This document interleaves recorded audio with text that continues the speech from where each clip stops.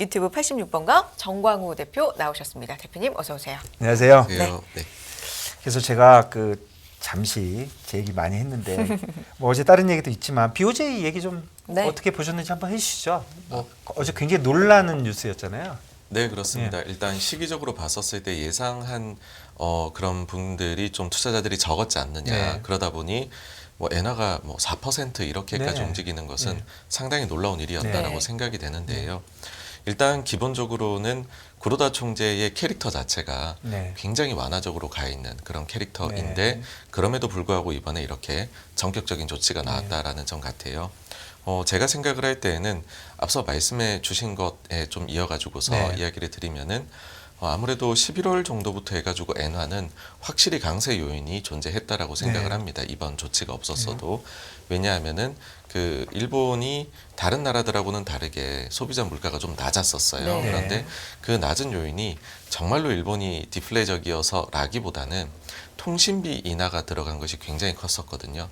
네. 통신비가 거의 한 40% 가까이 마이너스로 그동안은 반영이 되었었다가 이 부분에 이제 전년 동기 효과가 사라진 것이 지난 10월 데이터, 그래서 11월에 발표된 그 소비자 물가부터가 이제 좀 튀기 시작을 했는데 그 부분이 이런 점이 사라졌기 때문입니다. 그래서 시장 일각에서는 한 11월부터는 엔화를 추가로 약세로 잡는 게 위험한 것이 아니냐.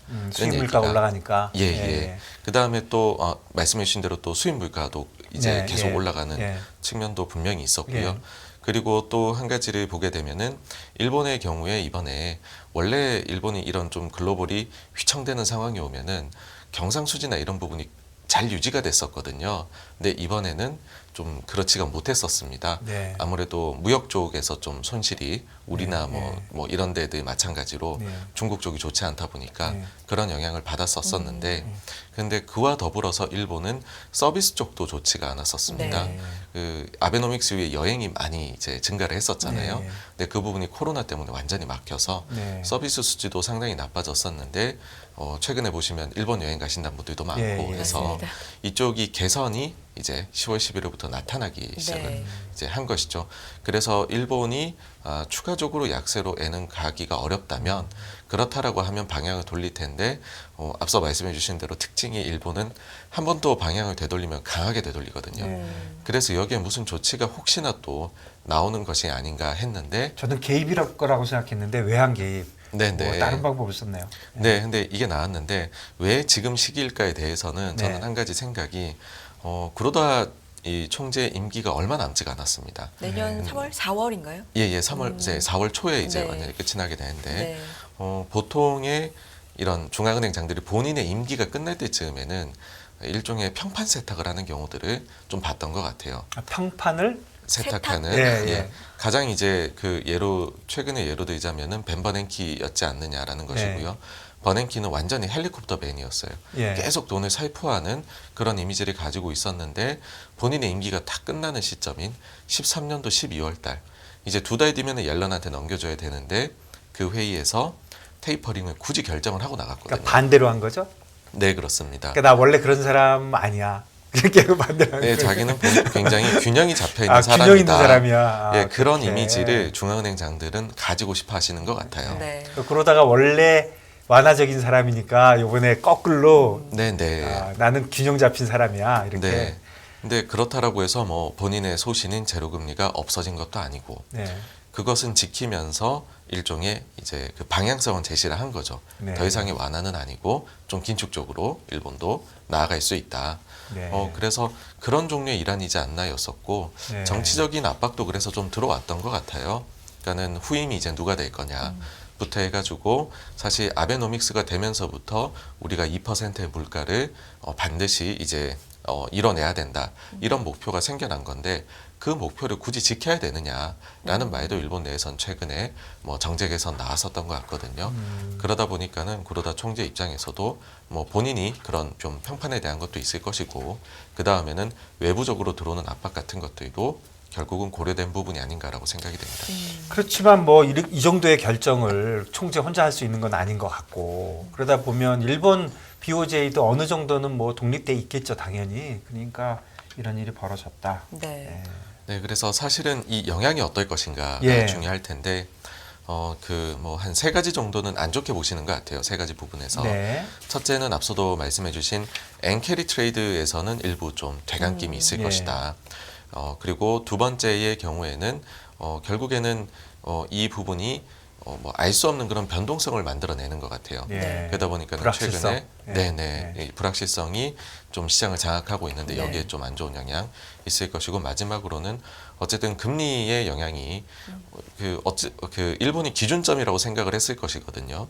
일본이 가장 낮은 금리를 유지해주고 그 위에 쌓아나가는 글로벌이 그랬는데 일본조차도 이것이 조금 올라온다라고 해버리면 그렇죠. 요즘에 뭐 긴축을 더 할 것이냐 말 것이냐 얘기를 네. 하는데 그런 데서 악영향이 있지 않겠느냐인데 그렇네요. 네, 개인적으로 생각했었을 때는 이 부분들이 크게 걱정할 것은 아니고 오히려 이를 통해서 금융시장이 얻을 게 많지 않나라고 생각을 네. 합니다.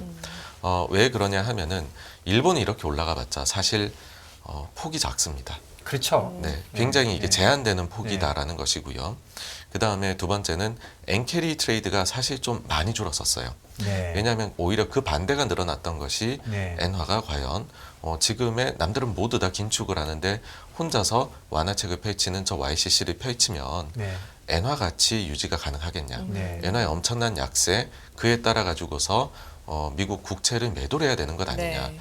이런 그래서 엔화 숏배팅도 굉장히 많았었거든요. 그러니까 달러 엔이 올라간다고 생각하는 거죠? 네, 예, 맞습니다. 예, 그래서 그런 트레이드들의 되감김 같은 것들을 좀 종합을 해보면 네. 뭐 엔캐리에 따른 수급적인 악재는 그렇게 크지 않을 것으로 생각이 되고요. 네. 그 이제 좀 좋은 점들이 있을 것이다라고 생각하는 것은 네. 결국에는 제일 걱정을 하는 것은 너무나도 이제 달러가 강세가 돼가지고 주변국들이 모두 다 힘들어지는 네. 그리고 또 그런 상황 때문에 일본이 미국 국채를 팔아야 되는 그런 상황이 저는 더 아주 스트레스가 높은 상황이라 보는데 네. 그런 부분들은 많이 해소가 되는 것이 네. 아니냐라는 게 첫째이고 그리고 두 번째는 한국에 대한 이야기입니다. 일반적으로 엔화가 강세가 되면 한국이 좋습니다. 왜냐하면은 우리 수출 기업들의 그 경합도라고 해야 될까요? 네. 수출 그런 쪽에서 경합도가 일본하고 제일 높거든요. 네. 그러니까 현실적으로 그럴 수밖에 없는 부분이라 네. 뭐 가령 예를 들면 전기전자, 자동차, 그 다음에 뭐 기계류, 네. 그리고 조선이나 철강화학 이런 부분들은 여전히 경합도가 일본하고 높습니다. 네. 근데 최근 들어와서 우리 수출이 부진하다라고 할 때에 왜냐하면 과거 같으면 이럴 때에 엔화는 강세 원화는 약세여서 우리가 수출 시장에서 좀 이 경쟁력이 있었거든요 가격이. 네. 근데 지금은 엔이 최근까지만 해도 더 약세로 갔었어요. 그렇죠. 옌원 보는 거죠. 예, 네. 예. 그러다 보니까는 우리 수출 기업들이 여기에서 이득을 보기 어려웠습니다. 근데 지금 이런 방향으로 가게 되면 뭐 간밤에 우리 원도 좀 강세로 가긴 했지만은 옌보단 덜했거든요. 우리는 그냥 달러 인덱스 정도 예, 조사한 예. 거죠. 예. 그래서 그런 점들을 봤었을 때는 네. 우리 수출 기업들 입장에서는 괜찮지 않을까 이고 사실 이런 부분을 말씀드리는 것은 과거 이제 매니저를 할 때 경험을 말씀을 네. 드리는 건데 제가 할 때 여러 가지 일들이 이제 엔이 크게 움직이는 사건이 두 번 있었어요. 네. 첫 번째는 대지진이 일어났었습니다. 네. 그래갖고 엔화가 엄청 강세로 갔고 그에 따른 반사 수혜를 우리 기업들이 많이 봤었거든요. 네. 근데 그 반대의 경우가 생긴 것이 이제 아베노믹스를 하게 되니까는 그 반대로 그때부터는 이제 우리 기업들에게 피해가 왔었던 네. 그렇게 되니까는 동아시아 쪽을 베이스로 해서 이제 롱쇼트를 하는 헤지 펀드들의 경우에는 거의 그냥 파블로프의 개처럼 그 포지션을 그대로 잡아버리더라고요. 옌이 강세로 더 간다 그러면은 뭐 한국 쪽에 여기에 피해가 될 기업에 숏을 하고 일본을 이제 엔이 약세로 가면요 일본의 기업을 롱을 잡고 아마 이번에도 엔이 더 강세로 간다라고 보게 되면은 제 생각에는 그러면은 경합 산업에 있는 기업들 가지고서 일본 기업에는 숏 배팅을 하고 그다음에 국내 기업에는 롱 배팅을 할 수도 있지 않을까라고 네. 생각을 합니다. 그래서 네. 옌이 어쨌든 좀 우리보다 훨씬 강세로 가주는 것은 우리 입장에서는 무조건 좋은 것이다라고 생각합니다. 뭐 예전보다 좀 강도가 약해졌다고는 뭐 최근에 그런 얘기들을 그러니까 일본과의 경쟁 구도가 예전에 완전히 일본과의 경쟁이었는데 이제는 뭐 중국과도 경쟁을 하고 또 산업 구조가 좀 달라지기도 했지만 아직도 일본과의 경합 구조는 상당히 살아 있다 이렇게 네, 보시는 맞습니다. 거죠. 예, 그래서 어떤 분들께서는 뭐 코스피하고 그리고 이제 원앤 차트 이런 거를 그려서 보시면은 그게 꽤나 비슷하게 흘러가거든요. 네. 그러니까는 그런 것들이 이제 바로 그냥 되는 거죠. 실제로 뭐 1년 뒤에 이게 어떻게 결론이 될지는 모르죠. 실제 네. 실물 경기에 미칠지 모르지만 금융시장은 과거에 좀 경향성을 가지고서 미리 판단하는 경향이 있으니까 제 생각엔 그런 트레이드가 좀 부활하지 않을까 생각합니다. 네, 뭐 어쨌든 향후에 어떻게 되는 거에 대해서 그 부정적인 측면과 이제 긍정적인 측면을 잘 정리해 주셨습니다. 네네. 근데 어쨌든 간에 일본은 이제 달러엔 약세는 싫어 하고 확실한 의사 표현을 한 것처럼 보입니다. 그러면 결국 달러에는 위로 올라가기는 좀 힘들어지고 내려올 테고 조금은 내려오거나 하방 압력을 계속적으로 받고 그렇다면 원달러도 또 상단이 좀 막히고 전체적으로는 외환시장은 좀 안정되겠다. 이거는 사실은 주식시장에는 좀 어느 정도 긍정적인 효과가 있는 거네요. 네, 저는 뭐 그렇게 생각을 예, 합니다. 예. 네. 근데 또 반대로 하면 아까 그 부정적인 효과에 금리가 아무래도 오르니까 주식시장이 좀 나쁜 그런 효과도 있고. 경합을 벌이고 있는 대표적인 업종으로는 뭐가 있을까요? 네, 아무래도 사실 제일 많이 얘기하는 네. 분야는 자동차입니다. 네. 네, 그리고 추가적으로는 기계, 전기전자 쪽이라든지 네. 그리고는 조금 이제 그 철강이나 화학 같은 것들도 아시아 쪽에서 그다음에 수출하는 쪽에서는 일본하고 경쟁이 많거든요. 네. 뭐 그리고 좀 일본이 이쪽 산업이 많이 줄었다라고는 해도 조선 쪽도 여전히 네, 그런 쪽으로 영향을 받는다고 볼 수 있습니다. 맞아요. 예전에는 항상 뭐 이 얘기만 하고 원년만 쫓아다녔는데 최근에는 사실 원년 얘기가 많이 줄었잖아요. 네, 맞습니다. 예, 예. 워낙에나 엔화가 또 뭐 약세를 넘어가 버리다 보니까 예, 예. 그랬었던 걸로 보입니다. 예. 근데 예나 진짜 150까지 갔던 게 순식간에 130으로 오고 또 이제 뭐 150일 때 125 얘기하면 거의 뭐 미친 사람 취급했는데 이제 5엔밖에 안 남았네요. 어제 하루에 5엔이 빠졌는데. 네, 네. 예, 시장이 외환시장 쪽에서 아주 급격하게 움직입니다. 예. 오늘 BOJ 얘기를 조금 자세하게 이제 해봤고 뉴욕 증시 흐름이라든지 최근에 시장 어떻게 보시는지 그래도 뷰를 좀 듣고 싶은데요. 네. 네, 최근에 아무래도 그 네. FOMC가 매파적으로 나온 이후로 네. 네. 그다음에 경기 침체 우려까지 겹치면서 지금 좀 시장이 계속해서 불안함을 느끼는 것 같습니다. 네. 근데 지금부터는 실적이 또 계속해서 좀 나오기 시작을 하는데 결국에는 우리가 이런 모든 매크로를 보는 이유가 기업 실적이 그래서 어느 정도 수준이고 그에 따라 증시 레벨이 어느 정도 될 것이냐 이걸 보기 위함인 것이잖아요. 그래서 네. 이제는 우리가 뭐 선행을 본 것이고 실제 답안지가 나오기 시작한다라는 뭐 말씀을 드려야 될 것 같고 그런 측면에서는 지금 방금 나왔던 페덱스하고 나이키 실적은 좀 긍정적으로 생각하기 좋은 그런 실적들이지 않았나라고 봅니다. 네. 그 페덱스의 경우에는 아주 의외로 우리나라 SK 하이닉스하고 주가를 그려보면 또 비슷하게 가는 측면이 있습니다. 여기가 이제 그 에어로 해가지고서 뭐 이제 전기전자 품목들을 많이 나르다 보니까는 그 네. 경기를 많이 설명해 네. 준다라고 이제 이야기들을 하는데 페덱스가 지난 분기 실적에서는 뭐 공식적으로 막 리세션을 굉장히 여러 차례 강조를 네. 하다 보니까 좀 안 좋았었죠. 네. 그래서 주가 많이 빠졌었습니다. 네. 근데 이번에는 어닝이 어쨌든 좀 예상보다는 잘 나왔습니다. 네. 그래서 너무 우려한 것보다는 좀 나았다 이고 네. 나이키 같은 경우에도 뭐 재고가 급증하고 네. 판매가 좀 지지부진해가지고서 네. 그러니까 판매는 거의 늘지 않는데 재고만 20% 40% 이렇게 분기별로 전년 동기 대비해서 늘어났었거든요. 네. 근데 이번에 보시면은 일단 실적은 잘 나왔는데 사람들이 보는 건 재고일 텐데요. 재고가 역시나 40% 이상 증가를 했습니다. 네. 그런데 어쨌든 전 분기보다는 조금 감소를 했고요. 아. 그리고 이번 같은 경우에는 매출액이 전년 동기 17% 늘었습니다. 네. 그러니까 그전 분기에서는 매출은 3% 느는데 재고가 40% 늘었거든요. 근데 이번에 매출이 17% 느는데 재고가 40% 늘었다라고 하는 것은 판매가 뭔가 회복이 되고 잘 되고 있다라는 것이고 특히나 많이 우려했던 중국이 마이너스 3%에 그쳤습니다. 그래서 뭐 실적은 생각보다도 더 선방을 했고 펀더멘탈이 좋은 것 같다.